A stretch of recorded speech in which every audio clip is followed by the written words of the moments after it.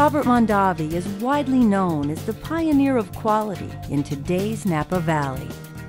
In the early 1990s, Robert Mondavi was among the first to plant grapes along California's diverse Central Coast.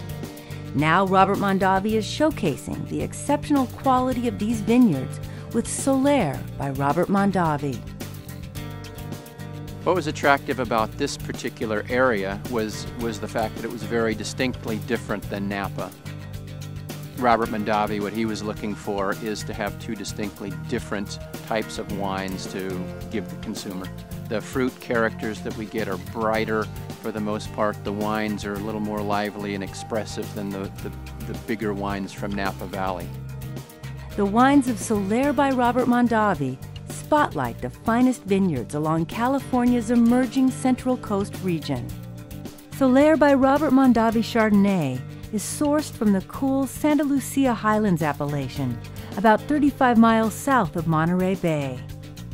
Chardonnay from this region is characterized by tropical fruits and lively acidity. Cabernet Sauvignon makes its home in the warmer Paso Robles appellation. Cabernet Sauvignon from this area is known for dark fruit, firm tannins, and elegant structure. Artisan winemaking techniques, such as small lot vinification for optimum blending, keep quality exceptionally high. These practices honor the Robert Mondavi legacy of excellence with wines that vibrantly express the terroir of the Central Coast. Solaire by Robert Mondavi is under the stewardship of veteran winemaker Rick Boyer. A 1979 graduate of UC Davis, Rick has over 20 years' experience crafting wines from the Central Coast. What helps distinguish the Solaire wines in the winery side of things is obviously we're taking some of our better lots in the vineyards, but then in the winery we'll bring them in, we'll destem them, we'll crush them very lightly, ferment them fairly warm, so we bring out a lot of color and a lot of volume to the wines, using a little more old world techniques as far as more aeration in the pump overs. And then barrel selection is a big part of what we're trying to do with the wines.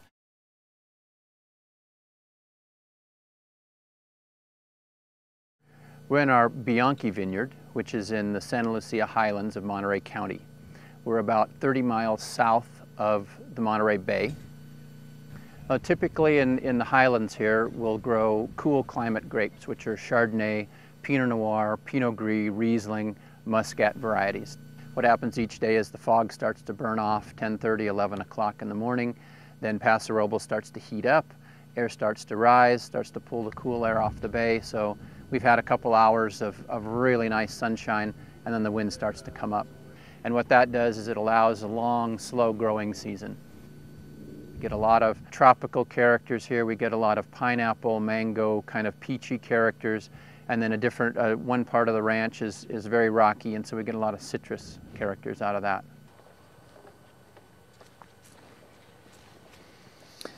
These are what we're looking for here. Nice, kind of a golden color. Plump, good texture to them. They're still firm. Crunch in your mouth. When you swallow the juice, it's nice and thick going down your throat.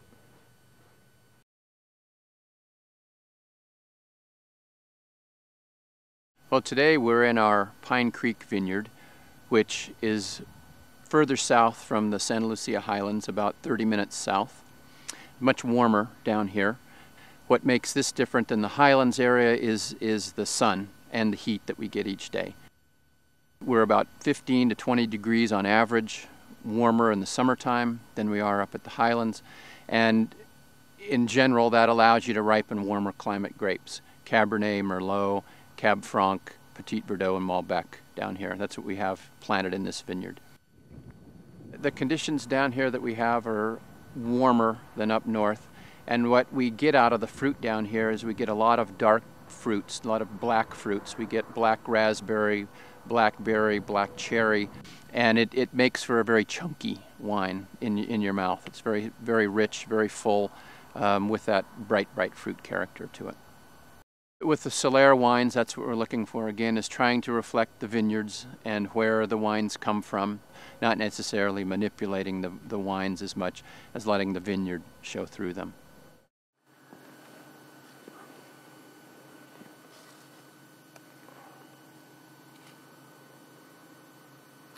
What we're looking for in the Cabernet grapes is to have the berry nice and firm. This bloom that wipes off here is a natural protective coating. When you take and you pull the berry off the Cabernet, it comes off the stem really easily. You put it in your mouth, you chew it, and press it up against the top of your mouth, and it should lightly open, not be crunchy. When you get the seeds out, they should be nice and brown, crunchy in your mouth like an almond. And when you chew the skins in your teeth, spit, and get a little bit of color, and that tells you how easy it is to release the color out of the wine or out of the juice.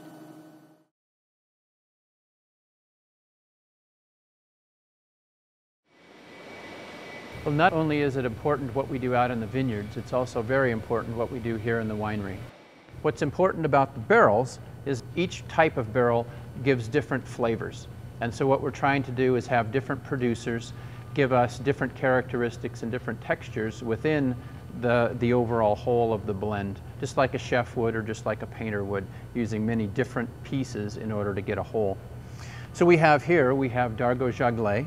And Dargaud Jaglet is what I would call a structural barrel, or a feminine style of barrel, where it's more lively in your mouth, it preserves acid, it preserves fruit, and doesn't give you a whole lot of oak. And the idea behind that is it builds structure and builds life into the wine, longevity. And we have some other types that we use. We have one called Billon, and Billon is more of a textural, a middle body type of barrel. A very soft, very textural, very fat feel in your mouth. And that's what Billon gives you, that middle part. And then we also have a barrel, it's called Mercier. And Mercier, that's more of an aromatic barrel. And the idea behind that is it gives you more of the toasty, smoky character. It gives you that creme brulee kind of brown sugar character. And between all three of these, the idea is to have a little bit of each one so nothing sticks out, but you have a homogeneous whole.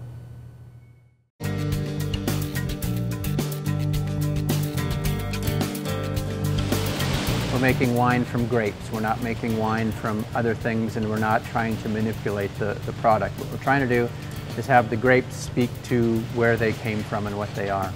I would say my style is more towards acidity and liveliness and fruit, delicacy, that feminine character. And I would say that dovetails right into the Mondavi legacy, the Mondavi vision of having wine and food and a gracious lifestyle all together as one.